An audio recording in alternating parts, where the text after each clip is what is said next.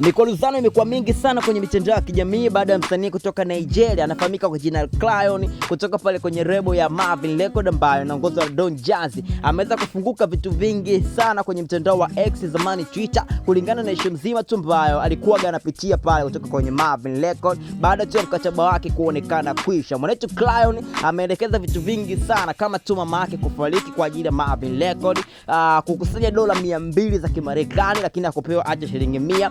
Ameandika tena kwamba hawezi kufanya collab na Lema hata miaka 100 ipite, na vitu vingi sana ambavyo ameweza kuaddress kwenye mtandao wa X kuishtumu rebo Marvin Record and Don Jazzy ambaye anasimamia lebo hiyo kama CEO. Tukumbuke Marvin Record ilimsaini mwanetu Clion kama Clion Mei 2019, ndio mwaka ambao alisainiwa pale kwenye rebo ya Marvin Record, lakini kwa sababu ya vitu tu ambavyo ameweza kuaddress ni kutokana na mkataba wake kuisha, na ameweza kusema tu kwamba kuna vitu vingi sana ameweza kupitia pale Marvin Record. Lakini kwa sasa hivi mwanetu Don Jazzy na uongozi mzima wa Marvin Record haujatoa jambo lolote, haujatoa tamko lolote kuelekeza issue mzima ya mwanetu Clion kwa nini amesema vitu kama hivyo. Hapo update muhimu ambazo zitatolewa na mwanetu Don Jazzy na Marvin Record tutakuja kukupa hapo kulingana na issue mzima mwanetu Clion kuweza kuongea tu maneno makali kuhusiana na rebo Marvin Record, wakati tunajua pia amehusika kwenye collaboration nyingi sana na project nyingi na wasanii kadha wa kadha. Mimi naitwa Gen TZ na hii ni Daily Entertainment Update. Goodbye.